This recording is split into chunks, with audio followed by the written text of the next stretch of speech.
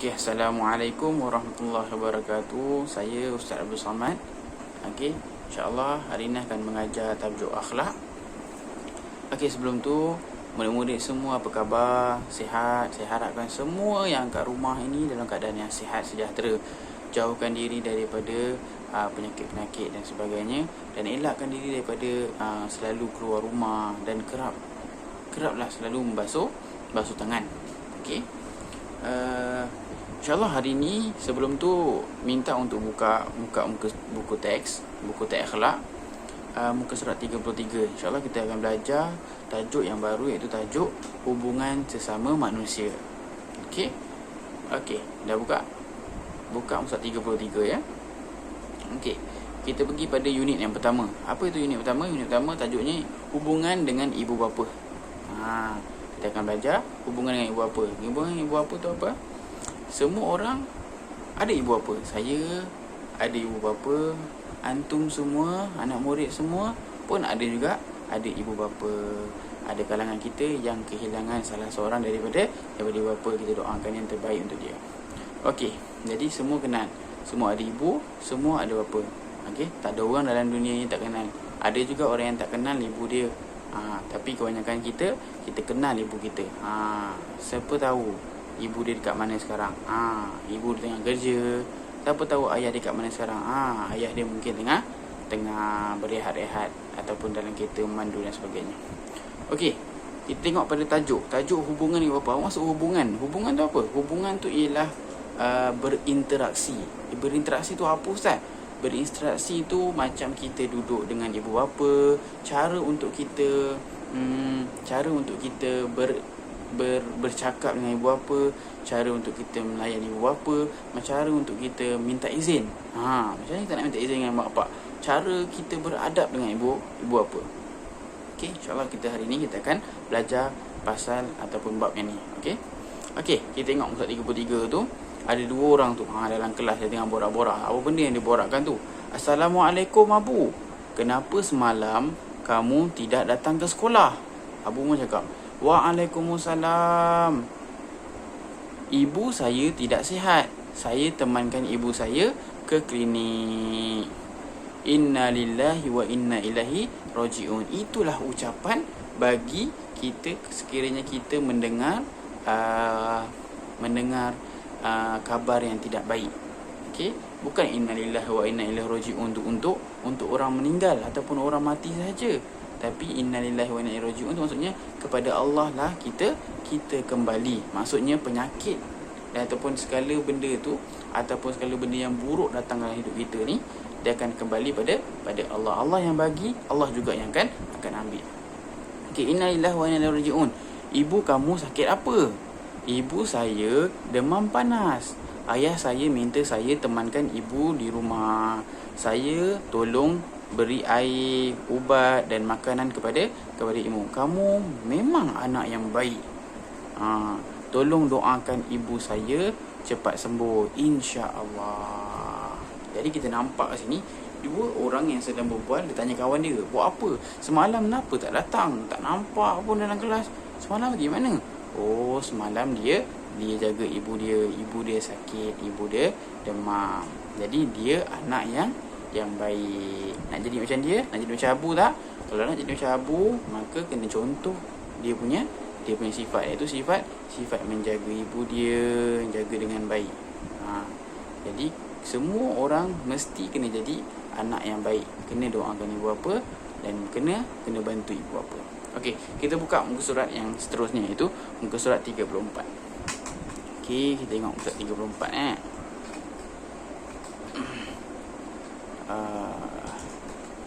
Okey, sekejap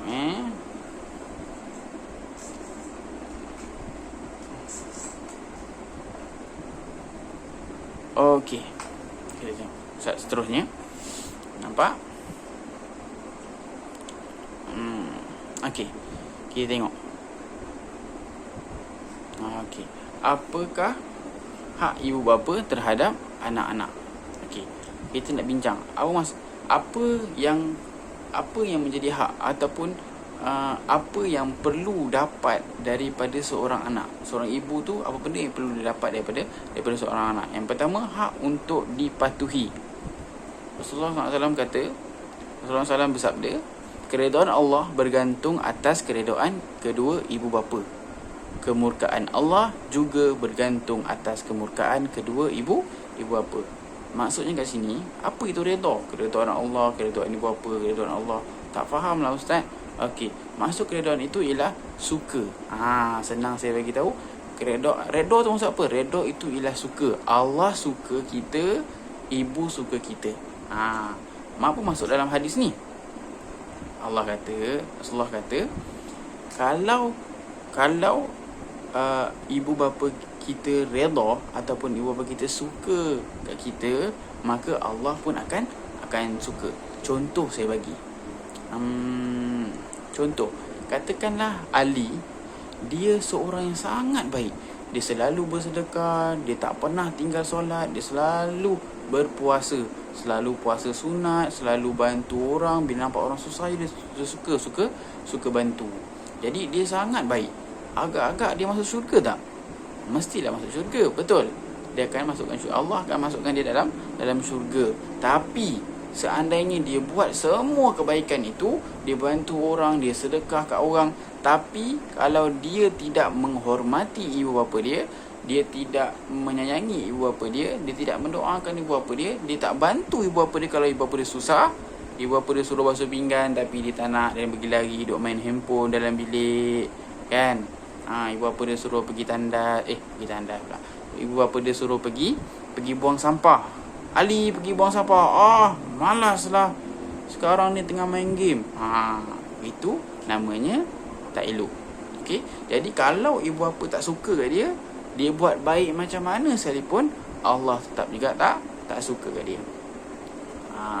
Dia buat baik macam mana pun, dia solat macam mana, solat banyak-banyak macam mana pun, dia sedekah banyak-banyak macam mana, dia berpuasa banyak-banyak macam mana sekalipun, kalau ibu bapa dia tak redha, ataupun kalau dia tidak menghormati ibu bapa dia, Allah juga tidak akan redha dengan dia. Itu maksud dia dalam hadis yang Rasulullah bagi tahu ni.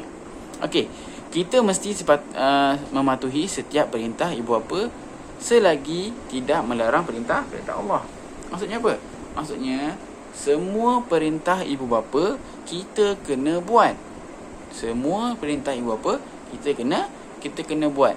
Kalau mak kita kata, Ali, tolong basuh pinggan, mak penat lah hari ni. Adakah perintah itu boleh kena buat? Ya, kita kena buat. Perintah yang macam mana kita tak perlu buat? Kalau seorang ibu kata, Ali, pergi buat kejahatan, pergi mencuri dekat rumah sebelah. Ali, mak dah nampak dekat rumah sebelah tu ada pokok bunga tu. Awak Ali pergi curi dekat sebelah. Adakah kita perlu ikut cakap mak kita? Tak perlu. Sebab apa? Sebab perbuatan mencuri itu ialah salah. Itu maksudnya. Jadi perbuatan, selagi mana perbuatan itu tidak salah, maka kita kena ikut. Kena ikut. Kalau mak suruh tidur, kena tidur. Jangan main handphone saja. Okey. Tengok. Hak untuk berbuat baik kepada ibu bapa. Tengok yang kotak yang nombor 2 tu. Yang pertama buat apa? Yang pertama, mendoakan kesejahteraan mereka ketika hidup ataupun sudah tiada, itu sudah meninggal. Okey. Kita kena doakan ibu bapa setiap hari. Setiap hari selepas kita solat 5 waktu ataupun solat sunat, kita wajib, setiap anak mesti dan wajib kena mendoakan ibu bapa dia. Apa doa ibu bapa? Kan awak dah belajar dah semua. Apa doa ibu bapa? Rabbighfirli wali walidayya warhamhuma kama rabbayani saghira. Itulah doa ibu bapa. Sebab apa kita kena baca doa ibu bapa? Sebab ibu bapa kita telah melahirkan kita, ibu bapa kita telah menjagakan kita, mak kita telah menyusukan kita selama setahun ataupun 2 tahun. Jadi mak kita dah besarkan kita, kita kena doakan ibu dan ayah kita. Okey. Yang tu kedua. Yang terusnya, menghormati ibu bapa dan sahabat-sahabat mereka. Apa maksud hormat? Hormat itu jangan kasar. Jangan sebut-sebut perkataan yang tak elok. Maksud hormat, bila nampak ibu bapa Ibu bapa tengah berborak-borak dengan kawan dia, jalan depan ibu bapa, tunduk. Bila salam dengan ibu bapa, kena cium. Itu tanda hormat, tidak meninggikan suara. Malaslah nak pergi ni lah, nak pergi itulah, nak main game lah, tak boleh. Sebab apa? Sebab kita dah melanggar. Allah kata jangan buat macam tu. Okey, kena hormat ibu bapa.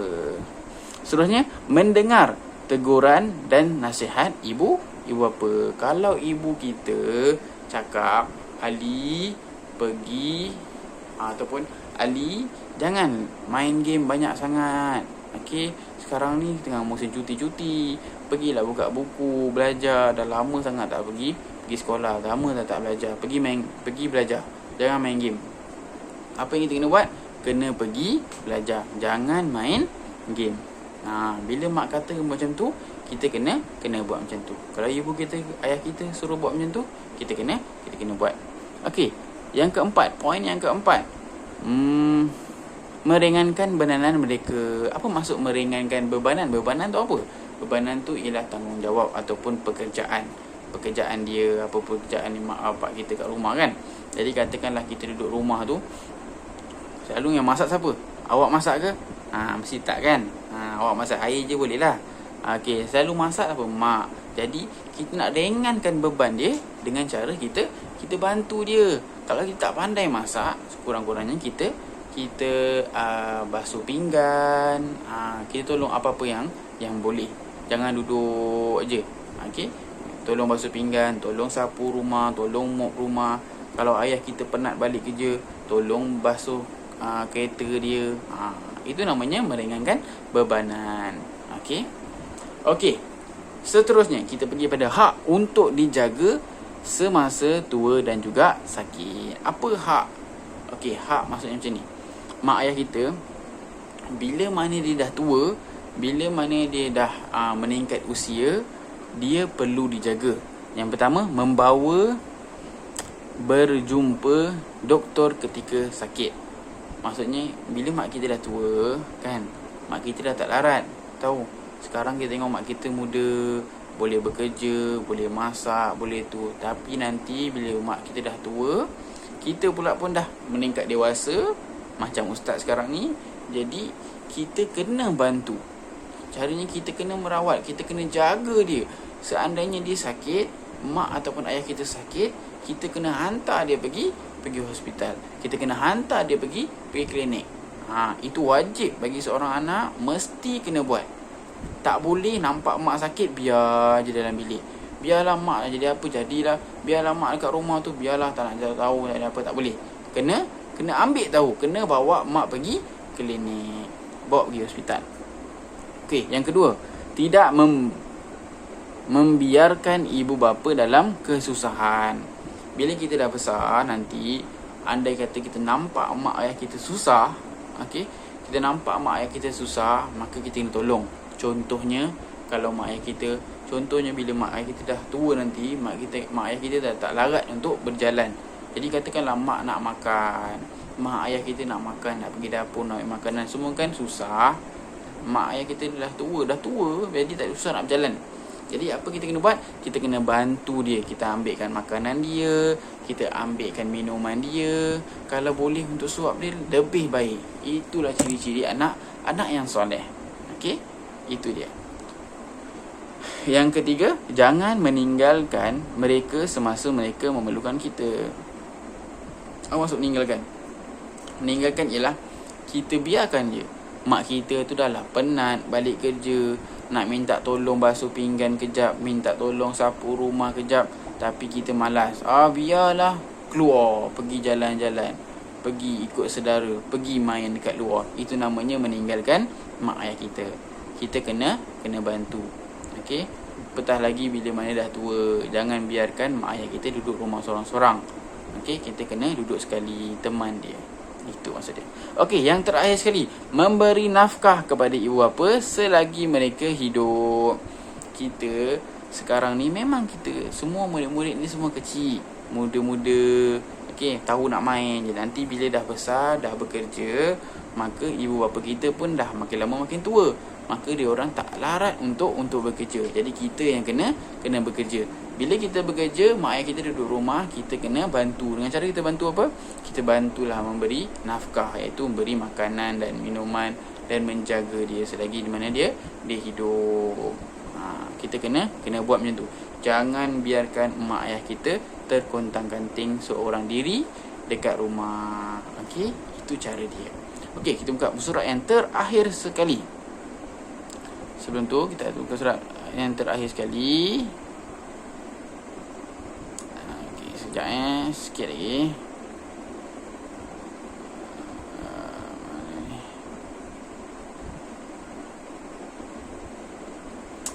Okey.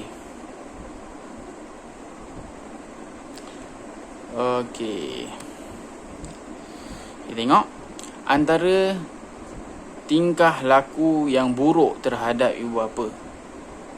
Okey, bercakap kasar dan meninggikan suara kepada mereka. Okey, jangan bercakap kasar. Kalau kita tengok ada perkara-perkara yang buruk kepada ibu bapa kita, sekiranya kita bercakap kasar. Okey, tak boleh cakap kasar-kasar. Mak ni asyik suruh orang je. Tak boleh. Okey, tak boleh cakap macam tu. Yang kedua, melakukan perbuatan yang boleh menyinggung perasaan mereka. Jangan cakap mak ni dah lah macam tu, macam ni. Ayah ni macam tu, macam ni. Suka macam tu, macam ni. Tak boleh. Okey, kita tak boleh buat macam tu. Tak boleh cakap mak ayah macam tu. Okey, melakukan teguran dan nasihat yang mereka berikan. Kalau mak kita suruh belajar. Jangan main. Okey, menghina dan memandang rendah ibu bapa yang miskin. Kita janganlah menghina. Okey, menghina tu apa? Menghina tu mengejek. Macam awak ejek kawan awak tu. Awak ejek tu tak boleh. Okey, awak tak boleh ejek mak ayah awak. Mak ayah awak yang besarkan awak tak boleh ejek dia. Okey, tidak menghormati dan melayan ibu bapa dengan kasar. Tak buat itu perkara-perkara yang buruk lah. Okey, memukul ibu bapa kerana tidak mendapat apa yang diminta. Itu pun benda yang buruk tu. Mana boleh kita pukul ibu bapa kita? Katakan, mak saya nak main game. Maka tak boleh, awak kena belajar. Pergi pukul mak dia. Mana boleh pukul mak dia? Okey, tak baik. Benda tu bukan benda yang baik. Rasulullah tak ajar macam tu. Okey, akibat menderhaka terhadap ibu bapa. Kita tengok akibat apa akan terjadi bagi seorang tu kalau dia derhaka pada ibu bapa dia. Tidak mendapat keredaan dan keberkatan daripada Allah. Redha Allah. Semua orang yang derhaka pada mak ayah dia, tak dengar cakap mak ayah dia, tak akan dapat redha. Allah tak akan sayang orang tu.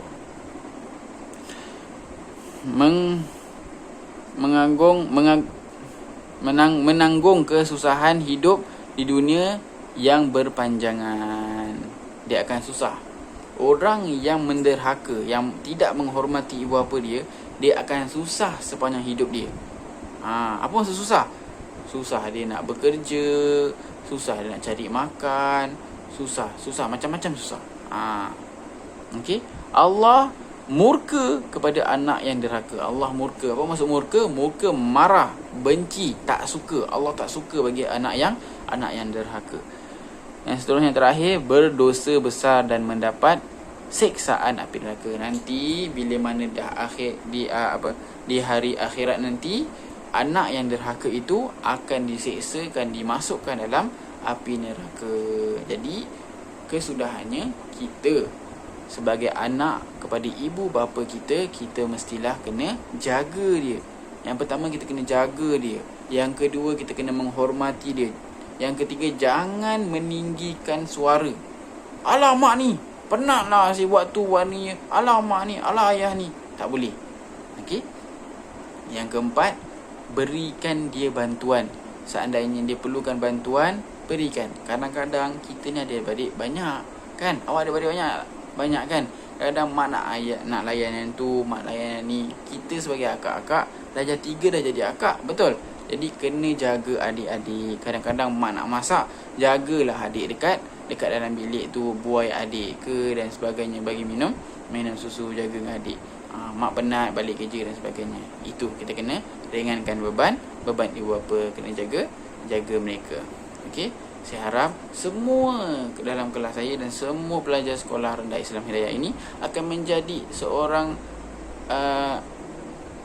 anak murid dan seorang insan yang soleh dan muslih. Yang seperti mana kita selalu dengar, soleh, muslih dan juga cemerlang. Apa itu soleh? Soleh ialah seseorang yang sangat soleh dan melakukan segala kebaikan, selalu melakukan segala perbuatan yang baik.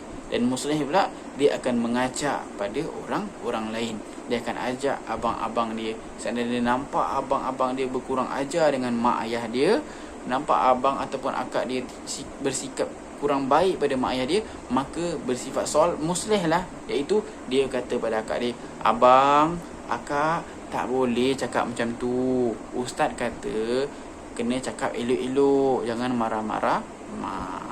Okey, insya-Allah saya doakan semua dalam keadaan yang berjaya dan semua dalam keadaan sihat walafiat. Assalamualaikum.